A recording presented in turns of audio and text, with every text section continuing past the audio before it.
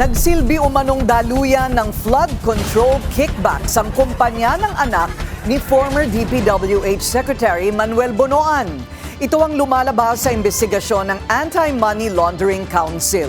Ang detalye sa exclusive agenda report ni Hannah T. Posibleng daanan ng bilyong pisong pondong naiuugnay sa flood control projects ang kumpanyang kinabibilangan ng anak ni dating DPWH Secretary Manuel Bonoan. Yan ang MBB Global Properties ayon sa Anti-Money Laundering Council. Sa resolution ng Court of Appeals na nag-aproba ng freeze order ng ilang mga kumpanya at individual, lumitaw ang umano'y pattern ng inflows at outflows ng nasabing kumpanya. Tila hindi raw ganap na nag-operate ang MBB Global ayon sa layunin nito. At kung may mga transaction man, halos lahat ay nakaugnay lang sa isa ring kumpanya, ang Global Crete Builders, na iniuugnay din sa MBB.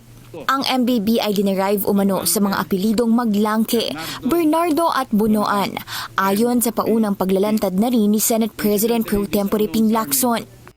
Maglangke, Bernardo, Bonoan, MBB, Mr. President.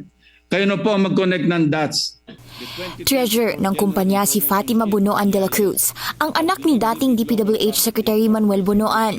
Pangulo naman nito si Macy Monique Maglangke, anak ni Candaba Mayor Rene Maglangke.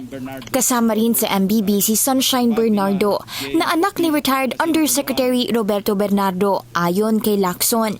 Lumabas sa records ng AMLAC na sa umaabot na 364.7 million na pumasok na pera sa MBB Global, mahigit kalahati nito o 209.3 million ay direktang galing sa Global Crete Builders. Ang Global Crete Builders ay naiuugnay sa mahigit 2 billion pesos na halaga ng flood control projects mula 2023 hanggang 2024. Developer naman ang MBB ng 1 billion peso Wyndham Garden Hotel sa Clark. Sabi ng AMLAC, posibleng ginamit ang MBB bilang conduit ng mga pondong natanggap ng Global Crete pagdating sa flood control projects. Inaprobahan ng CA ang petisyong i-freeze ang assets ng Global Crete Builders at MBB. Nasa 9 bank accounts ng Global Crete Builders, habang isa naman sa MBB. 5 vehicles din ng Global Crete ang frozen, kasama rito ang isang limousine. Una na ring ibinalita ng BNC na frozen na ang ilang assets ng mag-amang Bonoan matapos matuklasan ang paglilipat ng pondo sa kani-kanilang accounts.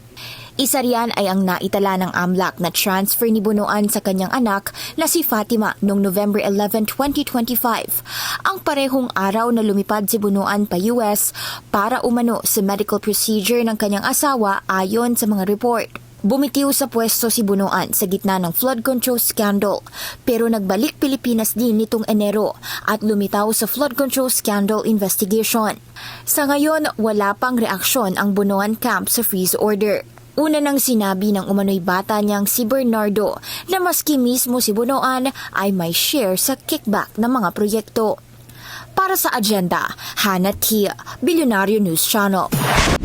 Manatiling nakatutok sa Bilyonaryo News Channel. Sumubaybay sa aming social media accounts at mag-subscribe sa aming YouTube channel para sa mga bago at eksklusibong balita.